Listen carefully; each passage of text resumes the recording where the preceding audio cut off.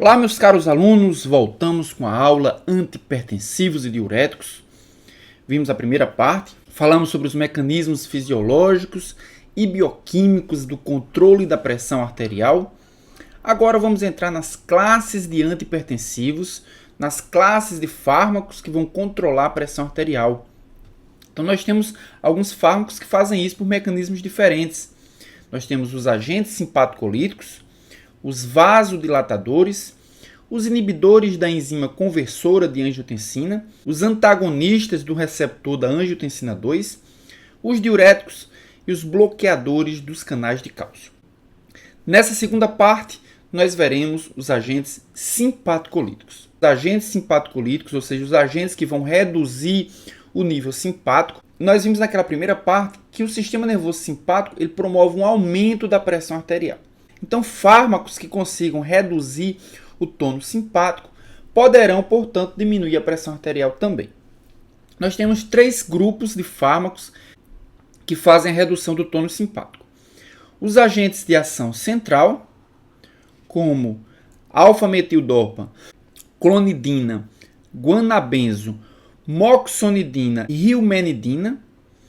Os bloqueadores de receptores alfa-adrenérgicos, como a doxazosina, a prazosina e trimazosina, e os fármacos que vão bloquear os receptores beta-adrenérgicos, como a atenolol, o bisoprolol, metoprolol, nadolol, propranolol e pindolol. Então vamos ver inicialmente os fármacos inibidores adrenérgicos de ação central, como por exemplo a guanetidina, a metildopa e o guanabenzo, que vão agir por se ligarem receptores alfa-2, ativando receptores alfa-2 adrenérgicos. Mas vamos lembrar o que é que os receptores alfa-2 adrenérgicos fazem. Os receptores alfa-2 adrenérgicos, ao serem ativados, promovem uma inibição da liberação de noradrenalina. O que é que nós vemos quando os agonistas ativam receptores alfa-2? Nós observamos uma redução dos níveis de noradrenalina.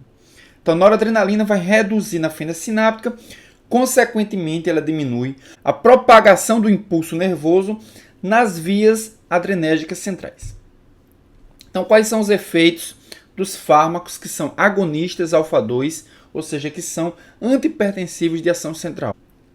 Por reduzirem os níveis de noradrenalina no sistema nervoso central, eles vão causar diminuição da propagação do impulso nervoso, ou seja, depressão do sistema nervoso central, que tem como consequência a sonolência, sedação, boca seca, hipotensão postural e disfunção sexual. Esses efeitos são comuns para todos os antihipertensivos de ação central. Mas, além disso, a alfa-metildopa também tem como efeitos adversos a galactorreia, a anemia hemolítica e lesão hepática, já que a alfa-metildopa é um fármaco hepatotóxico. A clonidina causa hipertensão de rebote. Esse é o sintoma mais proeminente da clonidina. Ao ser retirada a clonidina, uma grande liberação de noradrenalina acontece na fenda sináptica e, consequentemente, nós temos uma hipertensão de rebote. Também, boca seca muito intensa é uma outra característica do uso da clonidina. Os fármacos de ação central irá diminuir o estímulo adrenérgico central, consequentemente vai reduzir a pressão arterial. Isso decorre da diminuição da frequência cardíaca, do relaxamento dos vasos de capacitância e também da diminuição da resistência vascular periférica, principalmente na posição ereta. Então, com esses três mecanismos, diminuição da frequência cardíaca, relaxamento dos vasos de capacitância e diminuição da resistência vascular periférica, que são ações simpáticas, que são ações adrenérgicas, ocorre consequentemente a diminuição da pressão arterial. Entretanto, os fármacos de ação central, eles mantêm o fluxo sanguíneo normal.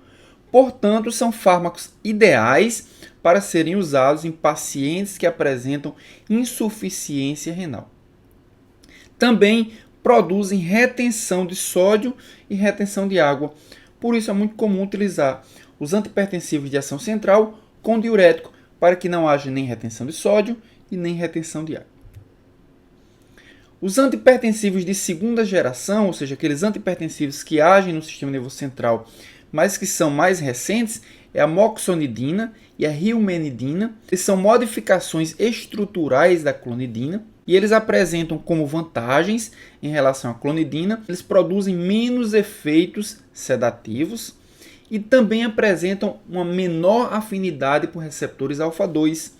Então, cogita-se que talvez esses antipertensivos de segunda geração atuem em outros receptores, como por exemplo os receptores imidazolínicos. Então não se sabe ainda, não se tem certeza do mecanismo de ação, mas acredita-se que talvez seja ação em outros receptores em virtude da sua baixa afinidade por receptores alfa-2.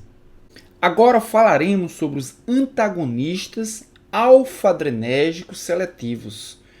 Vejam que os fármacos antipertensivos de ação central agem em receptores alfa, mas em receptores alfa-2, que são receptores pré-sinápticos, que são receptores inibitórios e que diminuem a liberação de noradrenalina na fenda sináptica.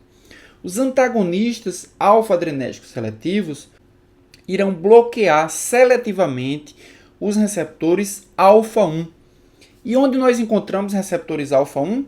Nos vasos sanguíneos. Então, a noradrenalina se liga nos receptores alfa-1 nos vasos sanguíneos, promovendo uma vasoconstricção.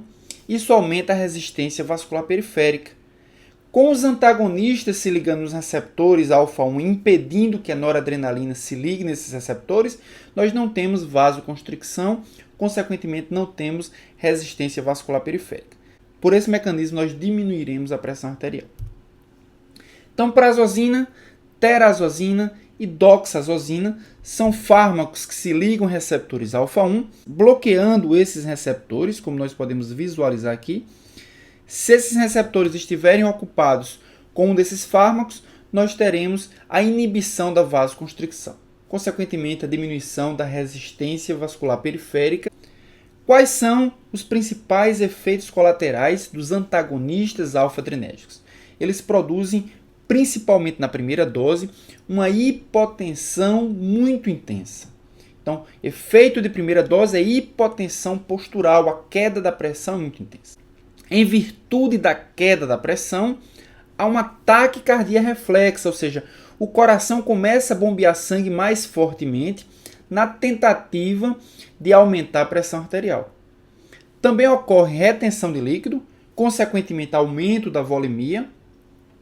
Também uma das reações adversas é impotência sexual, obstrução nasal e diarreia. Acredita-se que seja por um efeito direto, mas também pode ser pelo aumento da liberação do hormônio adrenocorticotrópico. E agora entraremos na última classe de fármacos chamados de simpaticolíticos, ou seja, fármacos que vão inibir o tônus simpáticos. São os bloqueadores dos receptores beta-adrenérgicos. Então, onde é que nós encontramos receptores beta-adrenérgicos? Principalmente no coração e na árvore brônquica.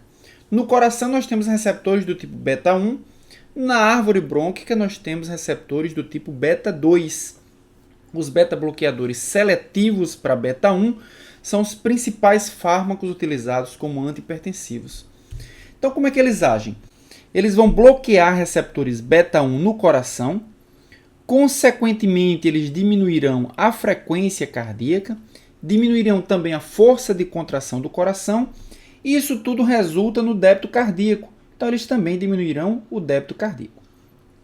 Como nós vimos naquela primeira aula, o débito cardíaco é um dos fatores responsáveis pelo aumento da pressão arterial. Se ocorre diminuição do débito cardíaco, nós temos como consequência a diminuição da pressão arterial. Mas os bloqueadores beta-adrenérgicos não agem apenas nos receptores beta-1 no coração.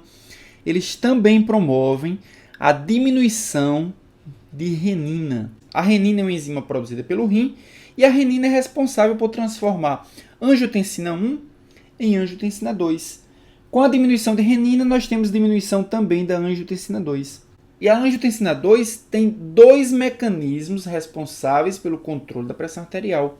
Um deles é diretamente sobre o vaso sanguíneo, promovendo uma vasoconstricção.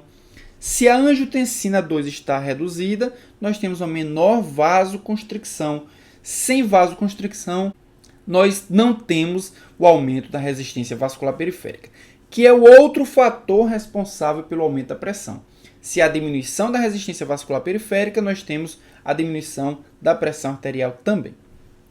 Além disso, a angiotensina 2 também promove o aumento da aldosterona. Como a angiotensina 2 está diminuída, nós temos diminuição da aldosterona. E a aldosterona tem por finalidade reter sódio e, consequentemente, reter água, e a retenção de sódio e água promove aumento da volemia. Com a diminuição de aldosterona, nós temos diminuição da volemia, que é um dos fatores responsáveis pelo aumento do débito cardíaco. Dessa forma, os bloqueadores beta diminuem a pressão arterial por reduzir a atividade cardíaca, também por reduzir a angiotensina 2, responsável pela retenção de sódio e água, que promove o aumento da volemia. Dessa forma, reduz a pressão arterial. Os beta-bloqueadores reduzem a mortalidade, reduzem a morbidade causada por problemas cardiovasculares. Também é a primeira escolha na hipertensão arterial associada a arritmias. Pode ser utilizada também para cefaleias de origem vascular, utilizada nos sintomas da tireotoxicose, que é um dos sintomas do hipertireoidismo, e também pode ser utilizado para tremores.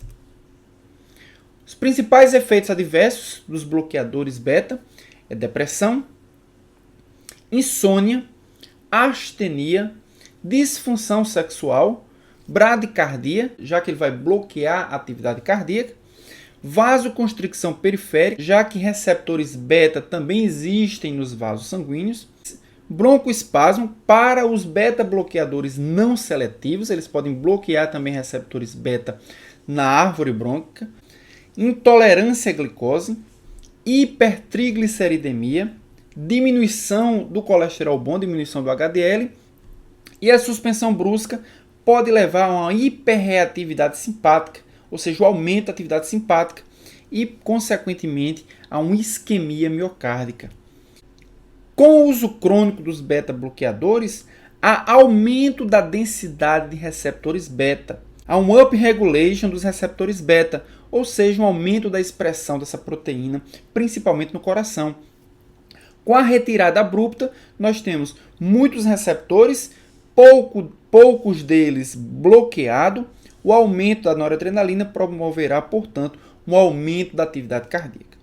Ou seja, a suspensão abrupta pode piorar a angina, pode produzir também morte súbita, aumento da pressão arterial, ou seja, uma crise hipertensiva aguda, e também pode produzir taquiarritmias.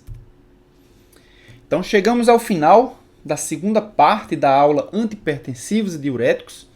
Nessa aula nós falamos sobre os simpaticolíticos, ou seja, os fármacos que vão reduzir a atividade simpática nos vasos sanguíneos e também no coração, responsáveis pelo aumento da pressão arterial.